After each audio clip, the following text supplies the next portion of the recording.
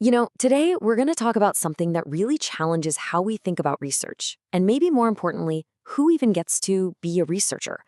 We're going to dive into a powerful alternative to the way things have always been done, one that's all about working together and making a real difference. So let's just start with a quick thought experiment. When I say the word researcher, what image pops into your head? For a lot of us, right, it's probably that classic image. Someone in a lab coat, maybe a scholar surrounded by dusty books, just observing the world from a distance. And yeah, that classic image, it's not random. It comes from this long-standing scientific tradition. The whole idea behind it is that a researcher has to be a completely separate, objective bystander. Their job is simply to watch and gather data on people who are often just called subjects. Okay, so let's really dig into this traditional model, this kind of top-down approach, and see what makes it tick. So in this traditional world, everything is super structured, very top-down. The researcher, they're the one and only expert, the authority. They get to decide what's important to study, and they look at communities as passive subjects. And the end goal here? Well, it's mainly just to understand a problem, to write a paper about it, not necessarily to go out and solve it. But what if there's a totally different way to do things? And that's where this other idea comes in, a collaborative alternative called Participatory Action Research, or PAR for short. And believe me, it pretty much flips that traditional model on its head. I love this quote because it really nails the whole philosophy of PAR. It's not about locking science away in some ivory tower, right? It's about bringing it down to earth, connecting it with real people and society, and using that scientific way of thinking to tackle everyday challenges. So what is PAR? Well, at its core, it's a methodology where the researcher isn't just standing on the sidelines anymore. Instead, they become a co-creator of reality. They're in it, working side by side with community members to figure out and change the world around them. Probably the easiest way to really get this shift is to just put the two models right next to each other. And wow, the differences are huge. Okay, look at this. In the traditional corner, you've got the researcher as the expert.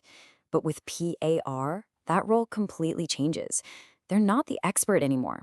They're more of a catalyst, a facilitator, and, this is so important, a co-learner, learning right alongside everyone else. Now, this next part, this is probably the biggest, most radical change of all. We're not talking about passive subjects anymore. In PAR, the community members become active partners. They are co-researchers, bringing all of their own knowledge and lived experiences to the project. This table just lays it all out so clearly. Look at problem definition. It goes from top down to totally collaborative. And theory? It's not set in stone. It's flexible, it can evolve. But the big one, the real game changer, is the goal. It's not just to understand, it's to understand and transform. It's research that actually wants to do something. Okay, so this all sounds great, but what does PAR actually look like when you're doing it? Let's check out one practical framework for putting it into action.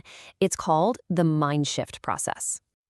This mind shift process is just a fantastic example of PAR's principles at work. It's a whole framework for adaptive thinking, and it's built to help groups get unstuck from old patterns and find new collaborative ways to solve really tough problems. So how does it work? Okay, step one, and this is huge. You have to let go. Forget the old assumptions, the things that didn't work. Start fresh. Second, you focus everyone's energy on the specific problem you're dealing with right now. Then comes the really critical PAR step. You recruit a diverse team. We're talking participants, experts, stakeholders, everyone who has a piece of the puzzle. And finally, together, this new team explores solutions, all with that shared goal of creating real, lasting change. So PAIR offers this fundamentally different, much more inclusive way to build knowledge and actually make things happen. But that leads us to one last, really big question about its future. And we'll leave you with this to think about. What's the likelihood that collaborative, community-driven approaches like PAR will ever be fully embraced by those older, more traditional research institutions?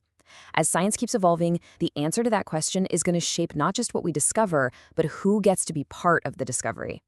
Thanks for tuning into this explainer.